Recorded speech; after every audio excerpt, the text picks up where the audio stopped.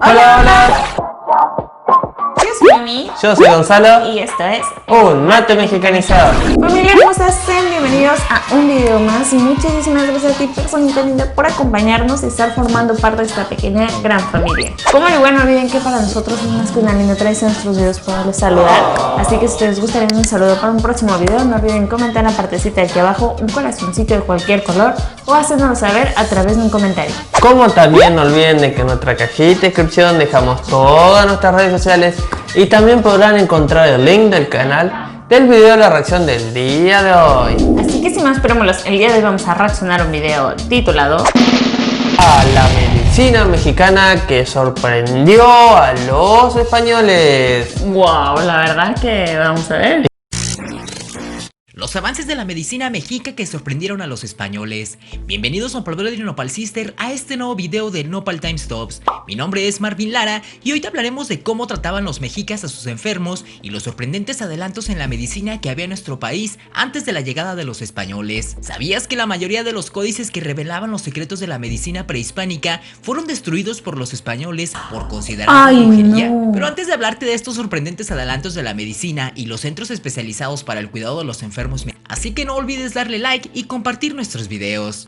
En la antigua Tenochtitlan existía un gran número de zoológicos y jardines que impresionaron a todos los españoles y que incluso tanto Hernán Cortés como Bernal Díaz del Castillo quedaron tan maravillados que en sus cartas y obras hicieron mención de tan impactante belleza. Pero de aquellos jardines había uno peculiar en el que vivían personas invidentes, siameses, enanos y gente con malformaciones, a quienes los españoles llamaban monstruos, ya que en Europa esa era la manera en la que se referían a las personas que nacieron con alguna condición semejante.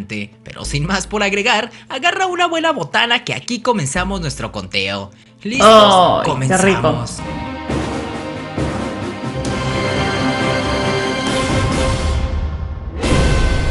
Número 1. Les tenían un lugar especial a los enfermos. Mientras del otro lado del Atlántico se referían a los enfermos como monstruos o personas que fueron maldecidas, en la antigua Mesoamérica les destinaban lugares hermosos dedicados para su cuidado. Tenochtitlan, Texcoco, Tepetzingo, Chapultepec, Iztapalapa, Coyoacán, Xochimilco y Oaxtepec albergaban hermosos jardines que eran propiedad de la nobleza y que estaban dedicados al cuidado de los enfermos y los discapacitados. Moctezuma Xocoyotzin, por ejemplo, había designado los terrenos de Culhuacán cercanos a Tenochtitlan como albergues especiales o un tipo de centros de rehabilitación, y a diferencia de lo que muchos creían, eran los mejores lugares los que les destinaban al cuidado de los enfermos y bajo la supervisión de aquellos más conocedores de la medicina ancestral. Número 2. Los españoles quedaron sorprendidos al ver los jardines de los enfermos. Fray Juan de Torquemada describe estos hermosos lugares en su libro Monarquía Indiana, mencionando lo siguiente: y así tenía dedicado el pueblo de Culhuacán,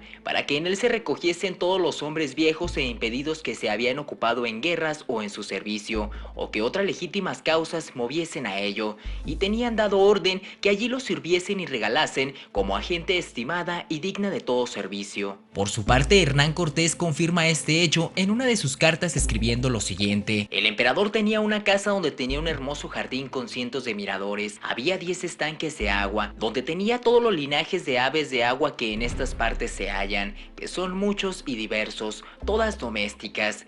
Tenía en esta casa un cuarto en que tenía hombres y mujeres y niños blancos de su nacimiento en rostro y cuerpo y cabellos y cejas y pestañas. Tenía otra casa donde tenía muchos hombres y mujeres monstruos, en que había enanos, corcovados y contrahechos, y otros con otras deformidades. Número 3. La verdadera razón del trato especial que recibían los discapacitados indígenas. Las personas que nacían con alguna discapacidad en la época prehispánica eran considerados hijos del sol y merecían un total respeto. También eran asociados como los dioses del placer y los excesos físicos. Por su parte, las personas jorobadas y los enanos eran considerados sagrados y por tal motivo eran incorporados al grupo de bufones de la corte del Tlatoani en turno, y otros eran alojados en una casa especial donde podían ser visitados por el público, quienes los miraban con total respeto como si se tratase de seres superiores. Esto lo confirma el propio Bernal Díaz del Castillo, quien relata este hecho. Y algunas veces al tiempo de comer estaban unos indios corcovados, muy feos porque eran chicos de cuerpo y quebrados por medio los cuerpos, que entre ellos eran chocarreros, y otros indios que debían ser truanes, que les decían decían gracias y otros que le cantaban y bailaban, porque Moctezuma era aficionado a placeres y cantares. Número 4. Algunas enfermedades se atribuían a supersticiones teocráticas. No debemos olvidar que para los aztecas, las enfermedades se debían a causas divinas, mágicas o naturales. Para ellos, el buen comportamiento y la moderación aseguraban la salud y los excesos producían daño y exponían al individuo a los espíritus malignos que podían poseerlos. Por esta razón, recibían cuidados especiales para alejarlos del peligro. La sociedad mexica fue teocrática y la concepción que tenían del cosmos era de una fuente azorosa de daños y beneficios, y los seres sobrenaturales los concebían como entes caprichosos, volubles y susceptibles a las ofensas. No había distinción entre dioses benéficos y maléficos. Había también algunas supersticiones a las que se le achacaban ciertas condiciones físicas. Por ejemplo, se creía que si un niño no crecía de manera normal, padeciendo enanismo, se debía porque alguien pasó sobre su cabeza y perjudicó su tonali, cuando hoy sabemos que esta es una condición normal que se presenta en aproximadamente uno de cada 15,000 a 40,000 bebés en el mundo, sin distingo de raza o sexo. Número 5. Nezahualpilli, hijo de Nezahualcóyotl, era uno de los reyes indígenas que mejor cuidado daba a los enfermos. Una vez más, en monarquía indiana, Fray Juan de Torquemada nos habla de lo adelantado que se encontraban las culturas mesoamericanas en el cuidado de los enfermos y discapacitados. En esta obra nos relata: Nezahualpilli mandó que todos los niños huérfanos y viejos imposibilitados y los impedidos por enfermedades largas y contagiosas acudiesen a su palacio a recibir socorro, y así se le daba cada día. Los que en las guerras habían quedado cojos, mancos o ciegos, o con algún defecto particular que los tuviese impedidos para no poder seguir en la milicia, eran sustentados en lugar particular, para esto señalado con ración señalada según la calidad y suerte de cada uno, y en esto y en vestirlos algunas veces en el discurso del año gastaba gran parte de sus rentas, porque tenía continuamente gran número de gente en el servicio de estas obras pías, y él mismo en persona muchas veces los visitaba y miraba con cuidado y vigilancia si eran bien servidos o si les faltaba algo de su menester y regalo. Número 6. El papel de las entidades anímicas en la salud de las personas. Una de las creencias sobre la salud y la medicina mexica que siguen siendo objeto de estudio en la actualidad son acerca de las llamadas entidades anímicas, las que según su cultura juegan un papel fundamental en el mantenimiento de la salud, y son 3: el teyolía, el tonali y el iyotl. El teyolía se encontraba en el corazón, el tonali en la cabeza y el iyotl en el hígado. La memoria, la voluntad, las emociones y las facultades mentales se encontraban en el corazón, de manera que cuando este y el teyolía se dañaban por mala conducta, las consecuencias era el deterioro de estas facultades. Por su parte, el tonali resguardaba la temperatura del cuerpo y el crecimiento de la persona. En él residían la conciencia y la razón. Podían salir del organismo de forma temporal, ya fuera normal durante el sueño, embriaguez o el coito, o por accidente, es decir, por un susto. Cuando esto sucedía se corría el riesgo de ser capturado por seres sobrenaturales que producían enfermedades que podían ocasionar que perdieran la vida. Finalmente, la pasión, la vitalidad, el vigor, la valentía y la peencia eran dados por el iyotl, el cual se podía dañar por una conducta reprobable, produciendo consecuencias como la angustia, la pena, pereza y locura. Número 7. El arte de la medicina y sus dioses a los que se encomendaban los médicos. Existieron muchas deidades relacionadas con la medicina mexica, pero sin duda, de las mayores fue Tlazonteotl o Centotl,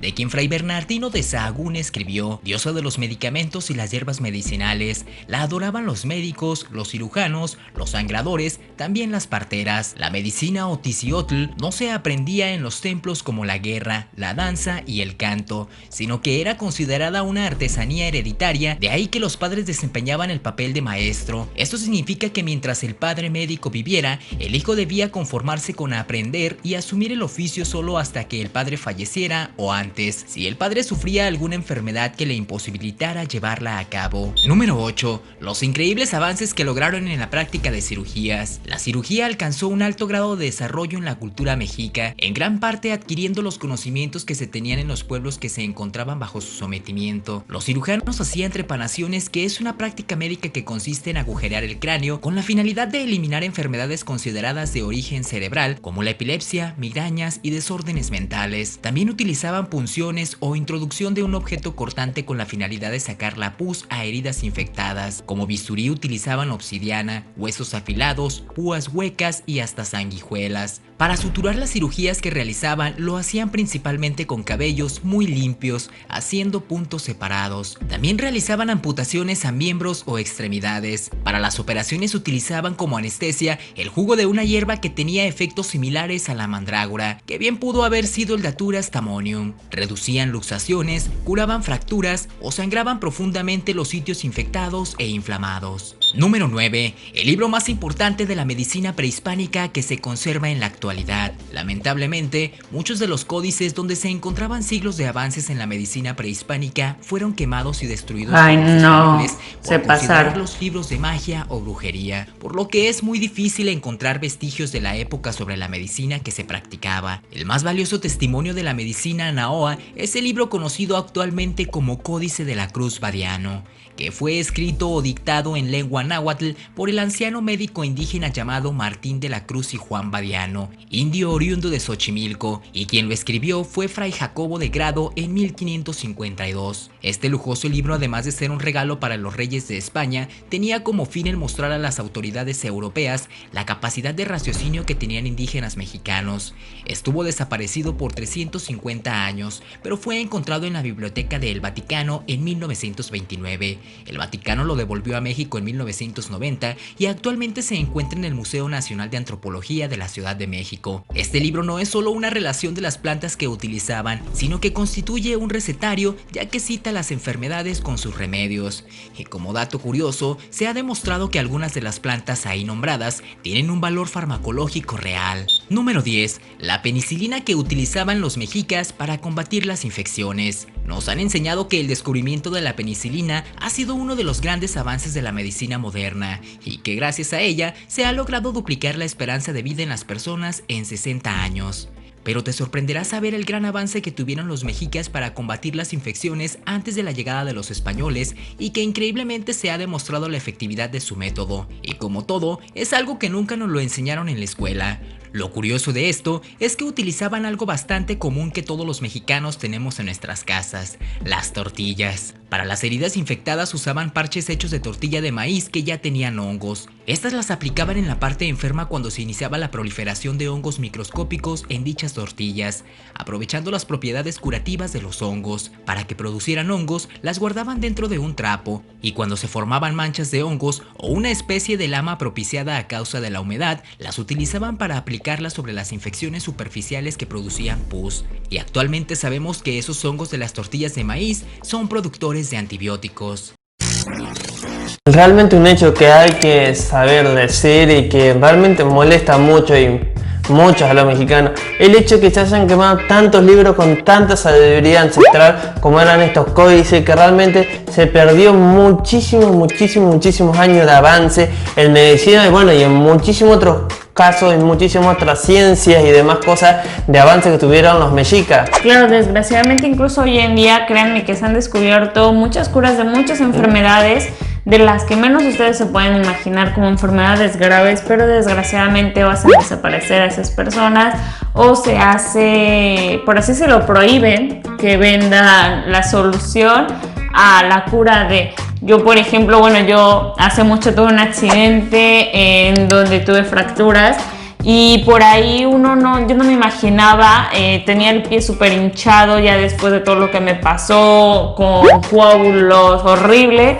¿Y quién iba a decir que un pedacito de sábila caliente, no les miento, al día siguiente el pie es súper desinflamado, todo, o sea, se dan cuenta que cuando uno realmente va a lo natural. Y otras civilizaciones que habitaron en México, realmente es un hecho realmente que muy repudiable esto que hayan quemado estos libros por creerlos brujería y demás cosas, cuando realmente no eran así, sino eran años de avance, de estudio, de observaciones, porque estas culturas, a diferencia de muchas culturas entre teóricamente más modernas y más avanzadas, se sentaban a observar cómo avanzaban o cómo se mejoraba una cosa, cómo era esto, otra, cosas que por ahí las culturas más avanzadas no tenían tiempo. Ellos sí lo hicieron y por eso dejaron anotado todas esas cosas, que realmente es una tristeza que se haya perdido, pero como muchos sabemos hoy en día, la medicina desgraciadamente es un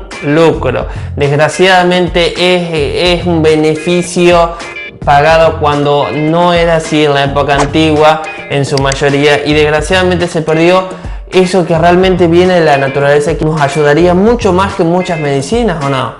Sí, claro que sí. Incluso hoy en día en la actualidad siguen existiendo plantas, frutas, hierbas, entre otras muchísimas más, donde se suele sacar para producir algunos de estos farmacéuticos que hoy en día se suelen utilizar para ciertas enfermedades. Que incluso por ahí, obviamente, a las farmacéuticas grandes no les conviene pues de que la gente se entere a veces del conocimiento o lo que pueden hacer estos, porque pues para ellos pues, todo lo ven en el lado económico, y tristemente, desgraciadamente, por ese egoísmo y avaricia se han perdido muchas vidas cuando la solución podía ser más fácil de lo que uno se espera. Realmente sí, la solución hubiera sido y es más fácil de lo que uno se espera, buscándola y encontrándola en lo natural, como lo decía el video, en muchas cosas cotidianas, como realmente me sorprendió mucho estos hongos que surgen en las tortillas después de un cierto tiempo por humedad y cuestiones climáticas, además, que se envolvió la tortilla en un trapo y salían esos hongos, y esos hongos los ponían en las heridas, y se comprobó, bien lo dicen, que estos hongos producían un cierto antimicrobiano que curaba muchas heridas. Y uno dice, pero no, ¿cómo voy a poner una tortilla con hongos? Pero sí, curaban. Y realmente eran cosas tan simples que, como lo dice bien Noemí, son cosas que podrían salvar y ayudar a muchísimas personas. Acude a ese gran legado que nos dejaron nuestros antepasados y los ponemos en práctica, podemos encontrar más rápido las soluciones. Así que bueno, familia hermosa, este ha sido todo para el video de hoy. Esperemos que les haya gustado, y como siempre, ya es que es una linda tradición, saludar a alguno de nuestros integrantes, que son...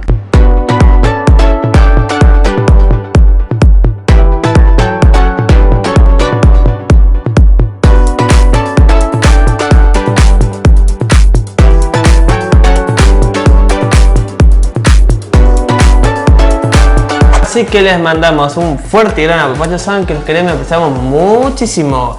Y si es tu primera vez en nuestros videos, te invitamos a formar parte de la pequeña gran familia. ¿Cómo tienen que ser, amor? Sencillísimo, solamente tienen que dar un clic en el botón de acá abajo que es suscribirse, muy importante. Antes de que se vayan, no olviden darle clic a la campanita para que les llegue una notificación cada vez que subimos uno de nuestros videos. Así que bueno, familia hermosa, esto ha sido todo para el video de hoy, y sin más nos estaremos viendo para la próxima. Bye.